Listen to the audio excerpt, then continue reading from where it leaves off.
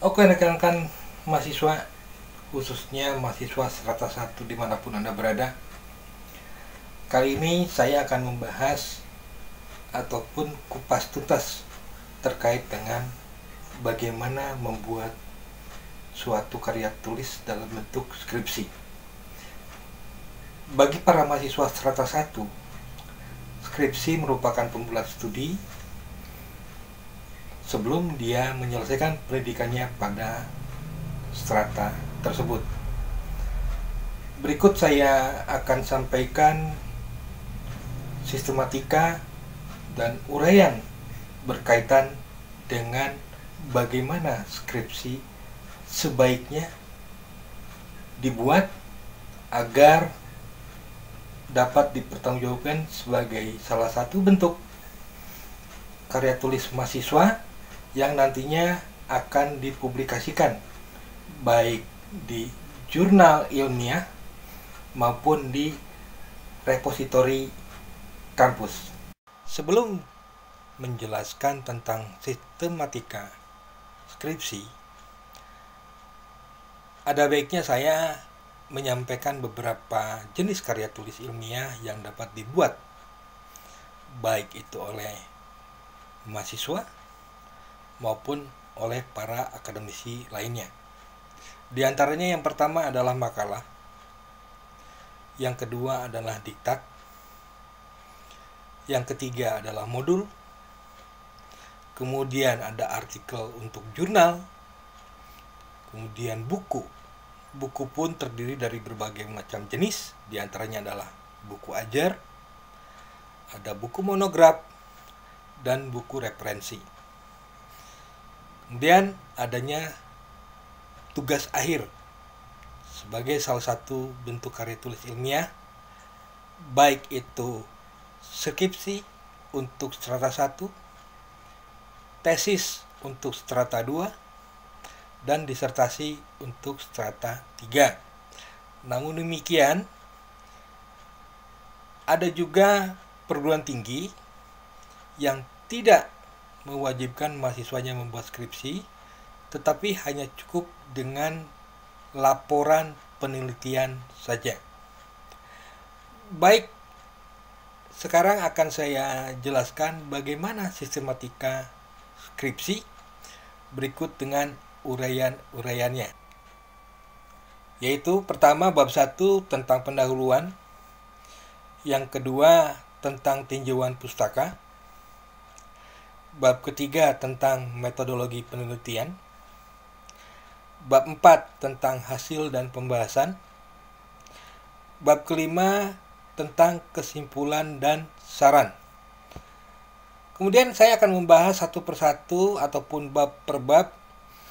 Mudah-mudahan dapat mudah dimengerti dan dapat dilaksanakan oleh para mahasiswa strata 1. Bab 1 pendahuluan secara umum berisi tentang latar belakang masalah. Latar belakang masalah ini biasanya akan diuraikan tentang gambaran umum objek penelitian yang dilakukan oleh mahasiswa tersebut. Kemudian didukung oleh pendapat ahli. Selanjutnya dilampirkan ataupun disertai dengan landasan yuridis atau normatif. Kemudian di situ adanya fenomena dan adanya data empiris. Itu yang melatar belakangi ataupun isi daripada latar belakang masalah. Kemudian yang kedua, identifikasi masalah. Berkaitan dengan identifikasi masalah, berisi tentang apa saja kira-kira yang dapat dijadikan permasalahan pokok dari objek penelitian yang kita lakukan. Setelah identifikasi masalah, maka kita berupaya dari beberapa identifikasi masalah yang kita uraikan, kita akan membatasi beberapa masalah pokok, yaitu dengan pembatasan masalah. Kemudian, dari pembatasan masalah, kita jadikan suatu bentuk rumusan masalah yang nantinya harus dijawab pada bab 4. Selanjutnya ada maksud dan tujuan penelitian. Pada bagian ini dijelaskan apa maksud dan tujuan dari penelitian yang kita lakukan, ya, agar uraian isi skripsi akan lebih jelas dan terarah. Selanjutnya adalah kegunaan penelitian, dan terakhir adalah waktu dan tempat penelitian. Selanjutnya bab 2, yaitu terkait dengan tinjauan pustaka. Pada bab 2 ini berisi tentang variabel utama dari judul. Contoh, kalau kita mengambil judul pengaruh disiplin terhadap kinerja karyawan, maka variabel utama di sini, kalau Anda ini adalah manajemen ataupun program studi manajemen, ataupun akan mengambil kajian tentang manajemen, maka poin 1.1-nya itu adalah membahas tentang manajemen dan menguraikan tentang apa itu manajemen dan sebagainya. Kemudian, karena judulnya adalah pengaruh disiplin terhadap kinerja karyawan, maka variabel yang harus diuraikan adalah berkaitan dengan disiplin kerja. Kemudian selanjutnya diuraikan juga tentang kinerja karyawan. Selanjutnya, agar bab 2 ini lebih terinci terkait dengan uraian, maka harus disampaikan juga, harus tercantum juga penelitian terdahulu. Artinya bahwa penelitian terkait dengan pengaruh disiplin dan kinerja terhadap kinerja karyawan itu betul-betul sudah ada yang melakukan penelitian, ya, dan biasanya diambil daripada jurnal ilmiah, baik itu dari jurnal ilmiah nasional maupun jurnal internasional. Biasanya penelitian terdahulu ini dibuat kolom-kolom. Yang pertama adalah kolom variabel itu sendiri, istilahnya.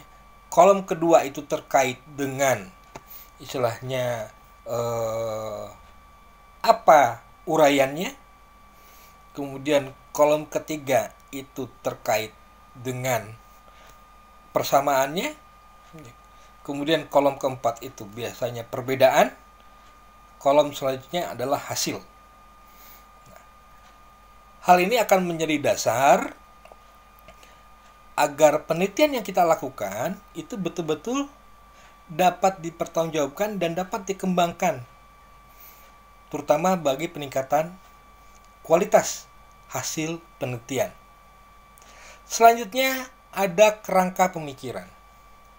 Dari kerangka pemikiran ini diuraikan tentang apakah ada hubungan antara satu variabel dengan variabel lain sesuai ataupun yang disampaikan oleh beberapa pendapat ahli atau peneliti, serta apakah ada pengaruh antara faktor X dan faktor Y dari para peneliti atau para ahli. Terkait dengan kerangka pemikiran, maka di dalamnya terdapat paradigma penelitian. Paradigma penelitian ini biasanya dalam bentuk kotak-kotak yang terhubung dengan panah satu untuk pengaruh dan atau panah 2 untuk hubungan.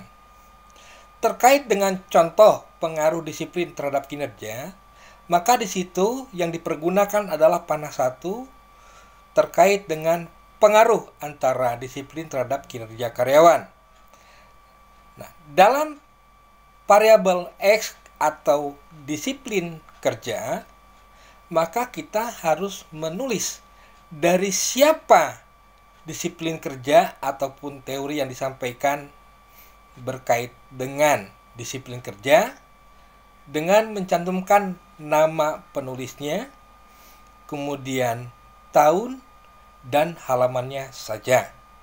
Begitu juga untuk variabel Y, kinerja karyawan, hanya mencantumkan pendapat siapa, kemudian tahun berapa buku itu dibuat, dan halaman berapa. Termasuk juga di variabel X maupun di variabel Y dicantumkan dimensi-dimensi yang akan kita angkat. Kemudian pada panah, yaitu panah 1 karena ini terkait dengan pengaruh, di atasnya harus disampaikan dari pendapat siapa adanya pengaruh disiplin kerja terhadap kinerja karyawan. Nah, terkait dengan pengaruh ini dapat disampaikan dari beberapa ahli. Paling tidak ada 2 pendapat ahli yang menyampaikan pengaruhnya antara disiplin kerja terhadap kinerja karyawan. Terakhir, ditutup dengan hipotesa. Terkait dengan hipotesa, karena kita belum melakukan penelitian dan juga banyaknya mahasiswa yang memasukkan pendapat ahli di hipotesa, maka sebaiknya pada hipotesa hanya cukup dituliskan kalimat diduga penelitian ini ataupun diduga disiplin kerja berpengaruh terhadap kinerja karyawan. Itu saja. Selanjutnya akan saya bahas bab 3 terkait dengan metodologi penelitian. Pada bab ini akan diuraikan terkait dengan objek dan metode penelitian, kemudian populasi dan sampel, ketiga adalah operasional variabel atau OPAR, kemudian teknik analisa data, terakhir adalah uji hipotesis. Terkait dengan uji hipotesis, jika penelitian yang dilakukan menggunakan metode sampel, artinya sampel ataupun metode sampel dapat dilakukan jika responden yang kita lakukan lebih daripada 100 responden. Selanjutnya, bab 4 terkait dengan hasil dan pembahasan. Pada bab ini terdiri daripada 2 subbagian. Yang pertama adalah hasil dan kedua adalah pembahasan. Terkait dengan sub hasil, maka peneliti harus menguraikan rangkaian hasil penelitian yang merupakan temuan di lapangan, termasuk data-data yang mendukung penelitian yang dia lakukan. Termasuk juga di situ adanya hasil wawancara, baik itu dengan pemilik atau owner ataupun karyawan pada suatu tempat penelitian tersebut. Selanjutnya berkait dengan pembahasan.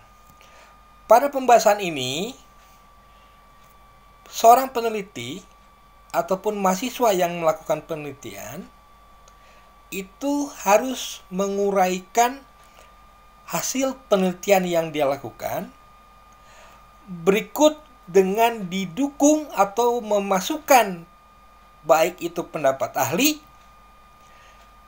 teori, dan hasil penelitian terdahulu yang terdapat dalam jurnal ilmiah ataupun karya tulis lainnya, agar apa yang kita lakukan ataupun apa yang kita hasilkan dari penelitian tersebut betul-betul dapat menjadikan masukan ataupun dapat dipertanggungjawabkan sebagai hasil penelitian, serta diakhiri dengan kesimpulan berupa narasi dari peneliti itu sendiri. Pada bab 5 ini akan dibahas tentang kesimpulan dan saran. Kesimpulan merupakan jawaban dari rumusan masalah yang terdapat dalam bab 1 yang dapat disusun secara numerik sesuai dengan jumlah rumusan masalah maupun ditulis secara narasi mengalir. Kemudian yang kedua, saran. Saran adalah masukan dari peneliti atau mahasiswa yang melakukan penelitian terkait dengan hasil penelitian berikut dengan uraiannya, serta memberikan rekomendasi bagi peneliti selanjutnya. Pada bab ini, baik itu di kesimpulan maupun saran, sebaiknya jangan mencantumkan pendapat ahli, teori, maupun data-data dari hasil penelitian. Akhir daripada sistem skripsi, maka ditutup dengan daftar pustaka. Daftar pustaka berisi literatur atau buku yang digunakan dalam mengutip pendapat ahli dan sumber lain seperti jurnal ilmiah, peraturan, perundang-undangan, web, koran, majalah, dan lain-lain.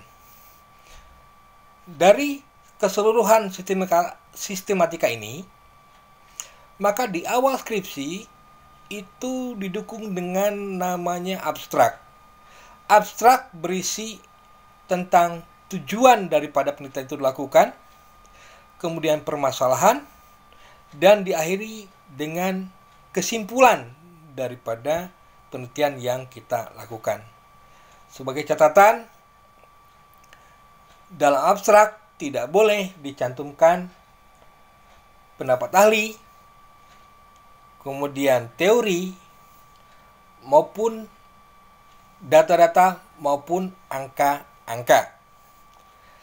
Terakhir, dari sistematika skripsi ini adanya lampiran-lampiran.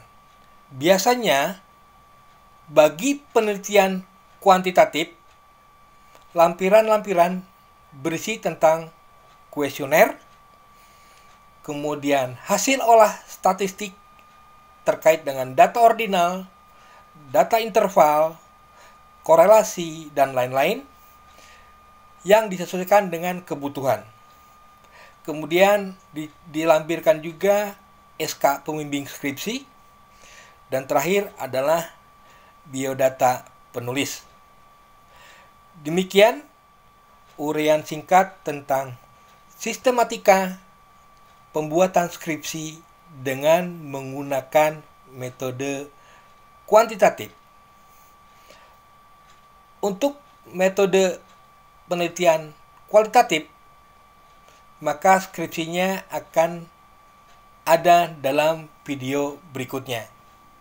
Jika ada rekan-rekan mahasiswa yang akan ditanyakan, silakan tulis dalam komentar. Terima kasih. Mudah-mudahan bermanfaat bagi Anda semua. Sukses selalu. Wassalamualaikum warahmatullahi wabarakatuh.